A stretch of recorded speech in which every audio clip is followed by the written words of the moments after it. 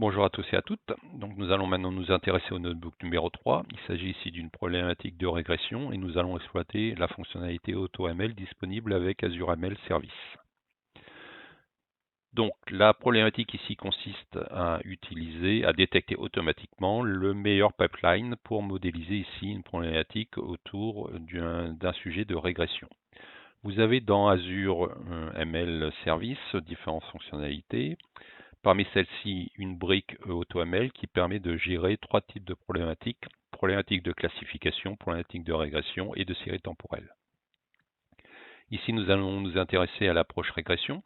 Et dès lors que j'ai une variable à modéliser qui est de données continues, je vais pouvoir utiliser une de ces méthodes, un de ces algorithmes particulièrement utiles pour répondre à des sujets de régression. Ça peut être un light GBM, ça peut être des arbres de décision sur des données numériques, ça peut être des random forest. Vous voyez qu'ici, il y a différentes approches possibles.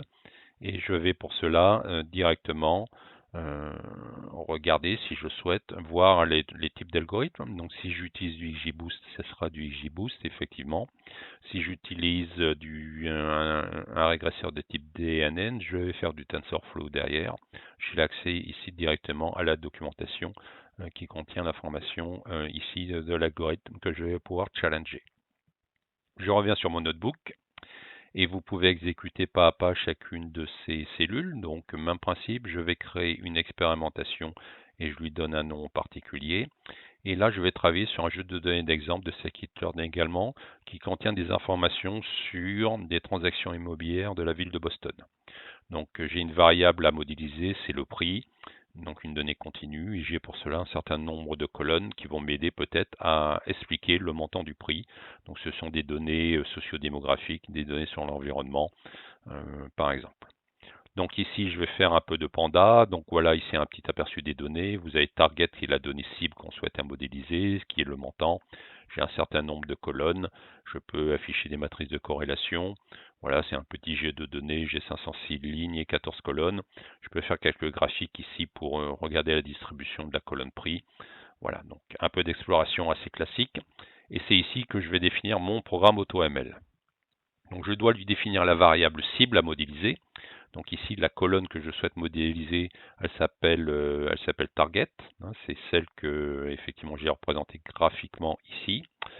Eh bien, je vais modéliser, je vais définir ici la variable cible. Et ensuite, je vais lui définir les attributs nécessaires pour faire mon programme d'AutoML, qui est un programme de type régression. On n'est pas sur un sujet de classification. Je peux y associer une log. Je peux faire un pré-traitement des données si c'est nécessaire. Là, en tout cas, j'ai activé l'option. Je vais lui demander de me faire 10 itérations, je fais de la validation croisée et je vais choisir le meilleur modèle suivant la statistique du R2, sachant que j'ai plusieurs métriques à ma disposition, mais ici je vais m'intéresser à cette métrique.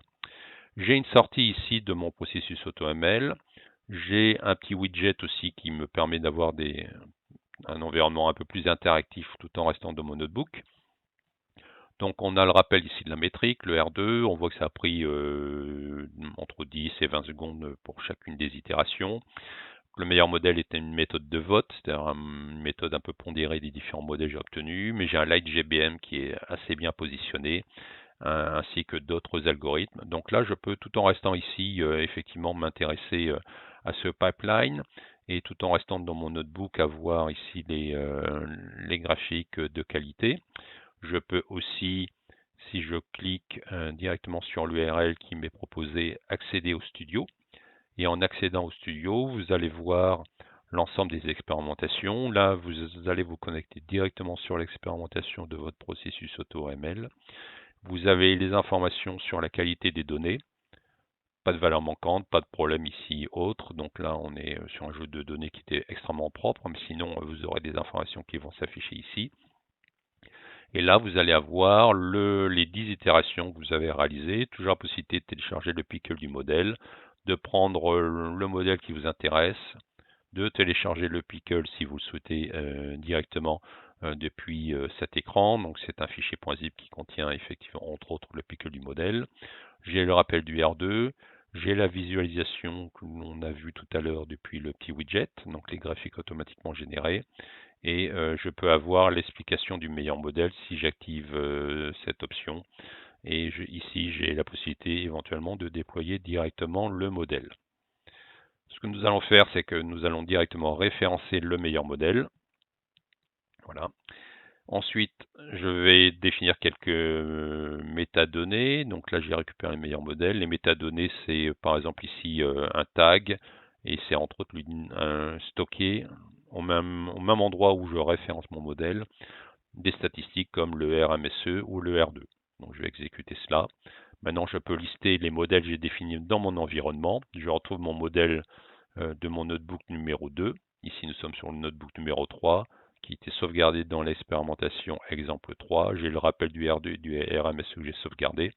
Et si je regarde dans le studio, dans la partie modèle, je vais voir tous les modèles qui sont sauvegardés, qui sont bien évidemment versionnés. Donc pour l'instant, on n'a pas procédé à une mise à jour, donc nous en sommes à la version 1, mais je pourrais très bien avoir une version 2 ou toute autre version ultérieure. Et je peux maintenant cliquer sur ce modèle numéro 3, visualiser les artefacts, les headpoints si j'ai déployé. Je peux directement aussi déployer mon modèle ici. Et là, j'ai le rappel des métriques que j'ai loguées. Donc, si jamais je souhaite revoir mon modèle, je sais qu'il a un R2 de 0,88 et un RMSE qui s'affiche ici. Donc, ce que nous venons de voir dans cet exemple numéro 3, c'est de faire de l'AutoML comme dans le notebook numéro 2, mais cette fois sur une problématique de régression. J'ai une donnée cible de nature continue. Je veux identifier le meilleur pipeline. Et rappelez-vous, le pipeline, ce n'est pas uniquement effectivement juste un modèle comme un LightGBM ou un Random Forest ou un Gradient Boosting. C'est une préparation des données avant, si nécessaire. Donc, dans ce cas-là, il m'a fait un Maps App Scaler ou un Standard Scaler Wrapper. Et c'est également de l'hyperparameter tuning pour chacun de ces pipelines.